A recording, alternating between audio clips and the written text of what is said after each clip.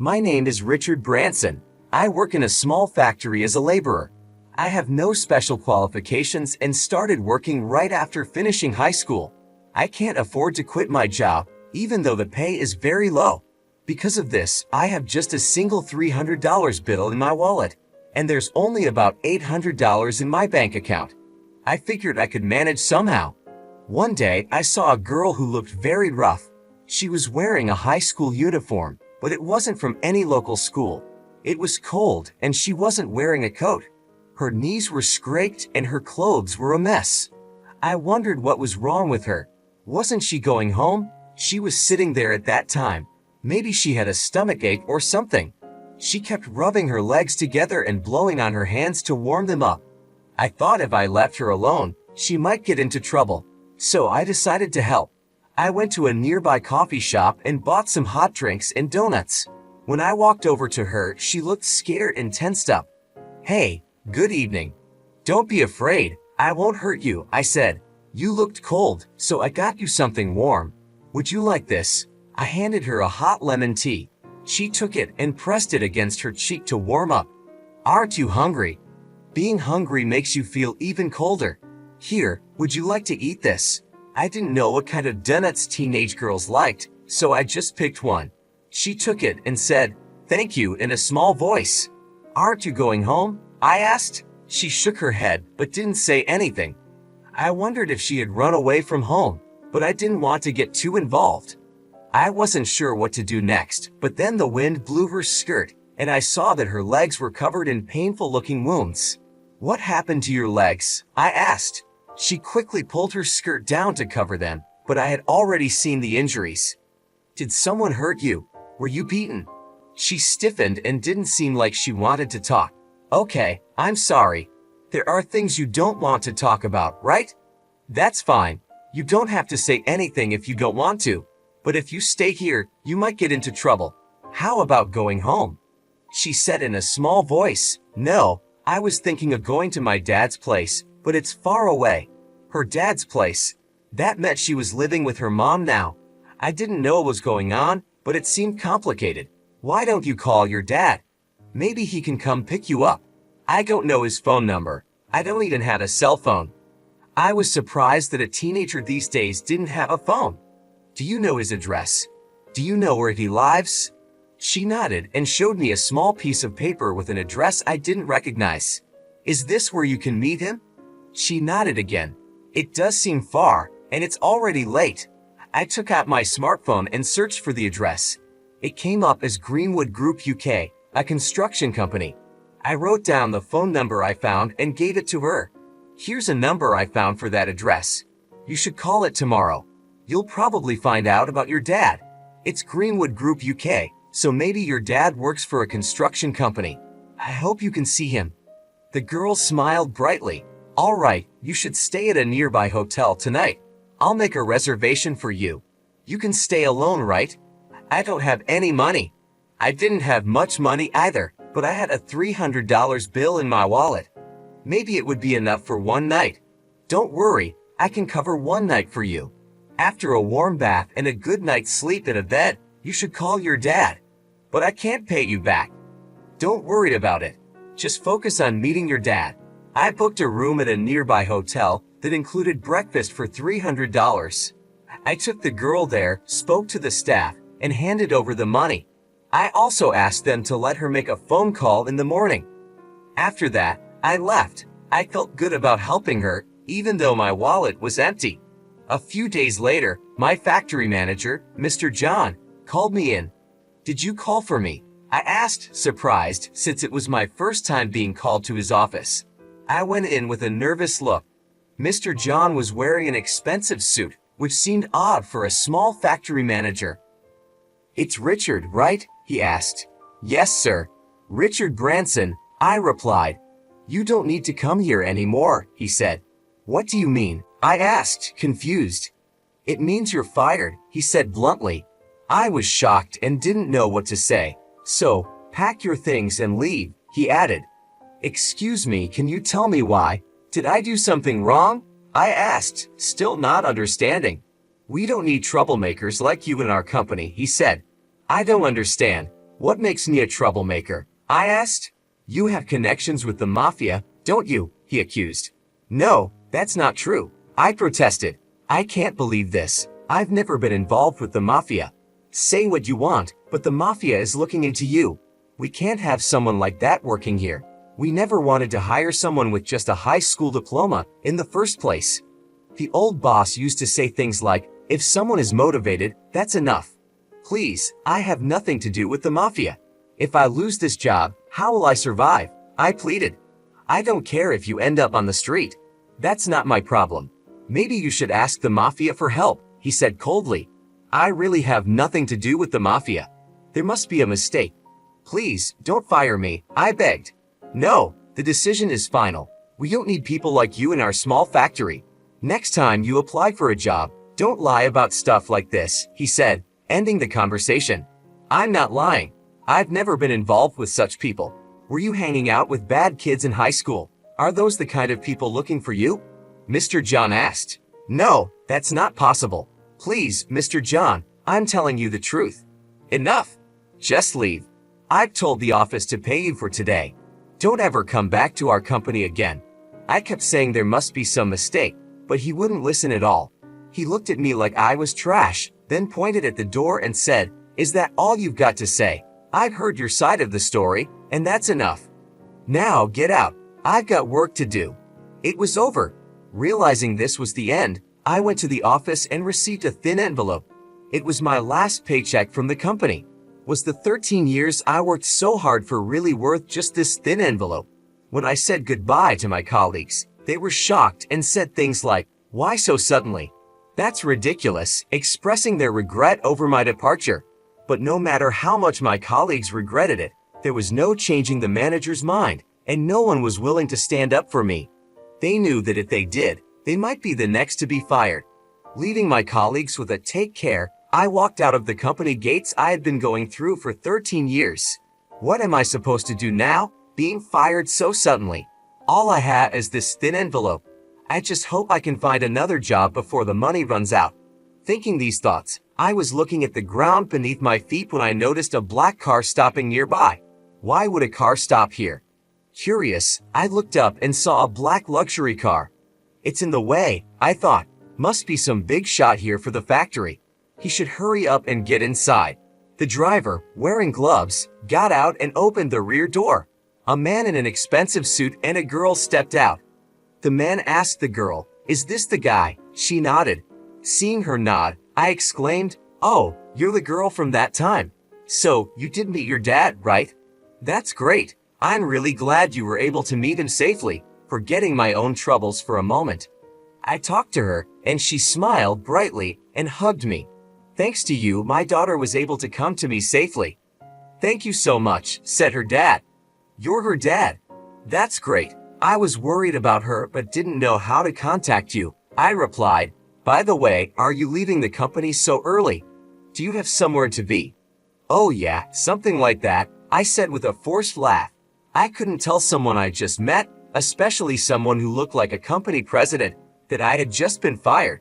He seemed important, riding in such a fancy car and dressed so well. I felt like I shouldn't even be talking to him. If you're not in a hurry, I'd like to thank you. It's almost lunchtime. How about a meal? He asked. No, thank you. That's too much. I couldn't possibly accept your gratitude for something that was just the right thing to do. I replied. Come on, don't be like that. Of course, if you have other plans, I won't insist. But if you're free, could you join me? I wouldn't feel right letting you go without properly thanking you. After all, you helped my daughter, and a simple thanks just doesn't seem enough, he said. I initially refused because I had nowhere to be. I had just been fired, and in my sad state, looking for another job wasn't going to go well. So I thought, if he insists, I'll accept his offer. If you insist, then I'll join you, I said, and decided to go along. I got into the car and we went to a high-end restaurant. Excuse me, I'm dressed like this, I said, looking at my work clothes. I had expected a diner at most, so I was surprised. But the man laughed and said, Don't worry about it. Clothes don't eat the meal, and pushed me forward. He must have been a regular because the hostess didn't make a fuss and even smiled at me. The atmosphere in the private room was luxurious and extraordinary. I thought to myself, wow, this place is very fancy. It feels a bit uncomfortable for someone like me with just a high school diploma. But as the drinks started flowing, things began to feel different. Seeing the girls smile and the warm conversation between her and her father was enough to warm my heart. Not to mention, the fine drinks and luxurious food made me feel like this might be the first and last feast of my life. I was enjoying every bite of my meal. After a while, the man revealed his identity. I should have introduced myself at the beginning, but that's just how I am, he said, handing me a business card. It read, Beat of Greenwood Family UK. Oh my God, Mafia, I exclaimed. Yes, you're right, he replied calmly, but a Mafia member is also a parent. Thanks to you, I could reunite with my daughter, and I'm very grateful. Oh, it was my pleasure, I said. By the way, I've been wondering, why was she there that day? That's because her mother and I divorced years ago, he explained. She remarried soon after. Her new husband became the vice president of a small factory. But after her mother passed away, his new wife moved in. The president of the factory, who had been kind to my daughter, also passed away. After that, the vice president took over as president, and my daughter was treated poorly. Is that why her legs were bruised? I asked. Yes, he said sadly. She was hurt in places that wouldn't show, especially on her back. It was terrible. Her mother had given her an amulet before she died and told her to use it if she ever needed help. That amulet had a note with my address. Not having a phone number on it was a bit of an oversight, I commented. She was trying desperately to find me, he continued.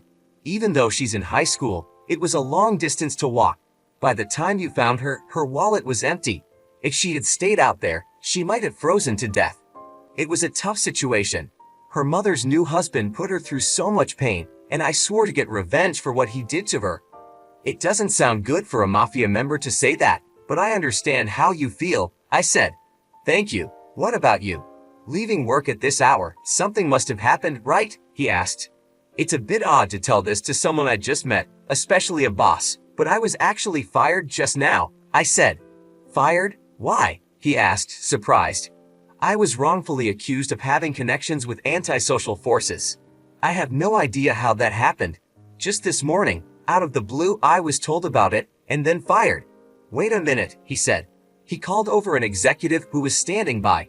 After a brief whispered exchange, she exclaimed, idiots, and turned to me. I'm really sorry, that was my guy's fault, he said. What do you mean? I asked, confused. I wanted to thank you so much that I had my men check up on you. They found out where you worked but wanted to make sure you were really there. It seems like they mentioned our organization's name over the phone. That's probably what got back to your boss and led to you being fired. I'm really sorry about that. Let me fix this. I'll talk to your manager tomorrow, explain the misunderstanding, and everything should be okay. No, it's all right, I replied. It's not all right. You must be in trouble, right? He insisted. Yes, it's true that I'm in a tough spot, I admitted, but going back to work under a manager who doesn't trust me would be the same old problem. I don't want to work for someone like that.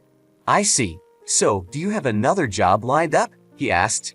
No. Embarrassingly, I have nothing. Honestly, if I don't find something by the end of the month, I'm in big trouble. But I still want to stand firm and find a job on my own, I explained. Good for you. In that case, how about I introduce you to a company run by a friend of mine? They're not involved with the mafia or anything. I think my friend would like you, he offered. No, that's okay, I said, even though I really wanted to accept his offer. I was tempted, but could I trust it, knowing he was involved with the mafia? Well, if you ever need help, call the number on my card. I'm always here for you, he said with a smile. About a month later, I ended up needing his help. No matter how many interviews I went to, I couldn't find a job. I was starting to think I'd have to settle for part-time work. Then one day, he called me. I'm in the mood for a drink, but I've got no one to drink with. Would you mind keeping me company? Don't worry about the money, I'm inviting you. He made it sound like I wouldn't be a burden, even though he was a mafia boss. I was surprised to see such a kind side of him and decided to accept his invitation. If it's a bar, you really don't want much, right? He asked. That's not true. I'm just picking a bar because I'm more comfortable there than in a fancy restaurant. I've never been to a fancy restaurant. It makes me feel nervous. Honestly, I replied. I feel more comfortable in a casual bar. I see. I guess I wasn't being very thoughtful, he said. No, not at all, I replied, holding up my beer mug. I'll take this, thank you, and I gulped down the beer. So, did you find a job? He asked. Actually, not yet. Being just a high school graduate, it's been really hard. I've applied to a lot of companies, but no luck, I explained. That's tough, he said. I was thinking, would you mind helping me with something for a moment? My heart skipped a beat. Being asked by the mafia to help out didn't sound good. I couldn't help but think it was something bad. But he continued talking in a way that made me feel less worried. Even though I'm with the mafia, it doesn't mean we only do bad things. I just want to get justice for the man who hurt my daughter. Justice? I asked. Yes, over the past month, I've been looking into who did those terrible things to my daughter. It turns out it was the manager of the company you worked for. He acts as the manager, but the previous manager used to wear work clothes and help out on the factory floor. This guy wears expensive suits and never shows up at the factory. He lives in a luxury neighborhood over an hour away by car. That's why he's always late. Exactly, he's the typical executive who doesn't care about the workers. My daughter was like his maid, and it seems she wasn't even fed properly. She was crying while eating just a single bagel. Really? That's terrible, I said, shocked. Yes, it's true. I can't believe he treated my daughter like that, he said angrily, finishing his beer. That's why I need your help. I want to get revenge for my daughter, but I'm not planning anything illegal. I don't want to end up in jail and miss out on time with my daughter because of a guy like him. So, we're going to do it legally. Legally? I asked, curious. Yes, that's why I set up a company. What kind of company? I asked. It's in the same industry, but it doesn't really matter. What I really want to do is take over his company. Take over? Yes, we'll take it over and get rid of the manager. I've got all the evidence against him, he said confidently. He's got a lot of personal debt, mostly from gambling and similar stuff. Now he's using the company's money to pay off his debts. Is he really? I asked, surprised. Yes, that's why the employees' wages are so low. They dropped a lot after the previous manager passed away. That's true. Our salaries did drop sharply after he died, I confirmed. That's the scheme. You all were working to cover his debts. I want to kick him out of the company and make it a place where the employees can earn what they deserve, he explained. What will happen to him if he's kicked out? I asked. Well, he'll probably end up in deep trouble. Plus, his wife only married him for his money. If she finds out he's no longer the president, she'll likely leave him. And I'll make sure no company will hire him, he said confidently. You can do that? I asked, amazed. Hey, I'm the boss of Greenwood. I can handle things like that easily, he replied. I asked for your help because you were also a victim of his actions. I thought maybe you'd want revenge too. Yes, I think all the employees would feel the same way once they know about this, I said. They probably would. If this goes well, I plan to expand that factory even more. I want to make you the manager, he said. Me? A manager? But I'm just a high school graduate. That's impossible, I said, feeling doubtful. What are you talking about? In the past, it wasn't uncommon for high school graduates to become presidents. If you lack education, you make up for it with experience and hard work. I believe you can do it, he encouraged me. If you become the manager, I can trust the factory will be in good hands. The first task will be taking over that factory. Are you in? I understand. Count me in, I agreed. Good, then tonight we'll drink to the future of the new company, he said. And that's how I found myself unexpectedly involved in the plan to take over the factory that had fired me. 2 months later, we had thoroughly investigated the factory and the manager from all angles. We decided to cause significant financial damage to the factory through our takeover plan. Long time no see, Mr. John, I said when we met again. Oh, have we met before? He asked, looking puzzled. You wouldn't remember a high school graduate employee. It's Richard Branson, I said, revealing my identity. I was fired under the false accusation of having connections with the mafia. No, that was just Greenwood calling to check if you were an employee. You used that as a reason to fire me, a high school graduate, I said. Well, that's not exactly how it was, he stammered. It's okay. Thanks to that, I found a good job at my current company. I have no hard feelings. In fact, I've come to you with a good offer, I continued. A good offer? You mean you want to make a deal with us? He asked, curious. Yes. Your products are of very high quality, something I know from working here for years. That's why I want to offer you a $8 million contract, I explained. $8 million, he echoed, surprised. Yes, I'd like you to deliver that amount of goods within 3 weeks. Once the delivery is confirmed, we'll transfer the $8 million to you, I said.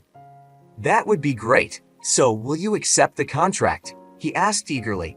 Of course, I said, placing the contract on the table and asking him to sign it. Without reading the details, he was overjoyed by the mention of $8 million and signed it. Knowing his poor administrative skills, I expected this outcome, but it was still amusing to see a company manager behave this way. Once the contract was signed, he pushed his employees hard, making them work without rest. The goods were produced, but when it came time for delivery, a problem arose. No delivery company would accept the job. That was because Greenwood had put a stop to it. Desperate, John himself went looking for any carrier. That's when a truck driven by a member of Greenwood arrived. The goods were loaded onto dozens of trucks, but along the way, they all stopped for various reasons, like vehicle malfunctions. Eventually, the goods didn't arrive by the deadline. I immediately contacted John and went back to the factory. The goods didn't arrive by the deadline. Now our company has suffered a huge loss. This is a breach of contract, I told him. No, we shipped everything properly, he protested. It's clearly stated in the contract, isn't it? If the goods don't arrive, you'll pay $8 million, I pointed out. That's ridiculous, he exclaimed, realizing the mess he was in. I don't know anything about such a clause, Mr. John stammered, looking at me with wide eyes. Whether you know about it or not, it's clearly written here in the contract, I replied, pointing to the specific section. Claiming that you didn't read it won't help you now. This can't be happening. My company doesn't have $8 million, he exclaimed, panic rising in his voice. Well, then we have no choice but to take over this factory, I said calmly. Take over the factory. That's also in the contract, he asked, his voice trembling. Yes, even if the delivery failure was caused by the carrier, your company bears all the responsibility. You signed the contract, didn't you? I reminded him, holding up the document. Wait, I didn't understand what I was signing. Losing this factory will ruin everything, he pleaded, starting to realize the gravity of the situation. It seems so, I said, unmoved by his desperation. And without the factory, no one will cover your personal debts anymore. How did you know about my debts? He asked, shock and fear in his eyes. We did our homework. That's not all. Your wife will probably leave you too. It seems she married you for your money, I continued, laying out the harsh reality. So, you knew all this and still tricked me into signing this contract, he said, his face turning pale as he grasped the full extent of his predicament. It's not just me who has a grudge against you. That's why this happened. Now the factory belongs to our company. Pack your things and leave, I instructed firmly.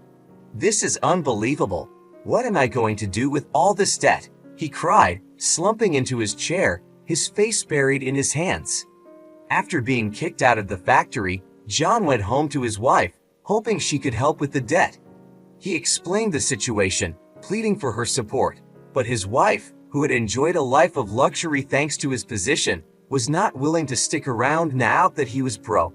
She slammed the divorce papers down in front of him and demanded compensation for all the money she claimed to have spent during their marriage. Without the factory, we're finished. I need your help to pay off this debt, John begged. You should have thought about that before you lost everything, she replied coldly. I married you for your money, and now that you're penniless, there's no reason for me to stay. But we've been together for so long. Can't you help me through this? He pleaded, tears in his eyes. No, "I've had enough. You're on your own," she said, showing no sympathy. She handed him the divorce papers, demanding a large sum in compensation. This added to his already massive debt, burying him under an insurmountable financial burden.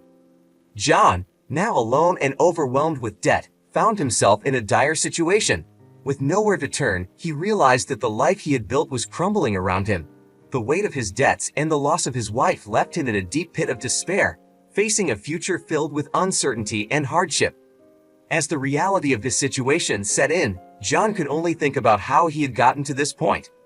The false accusations, the rushed decisions, and the betrayal by those he trusted had led him to this moment of utter ruin.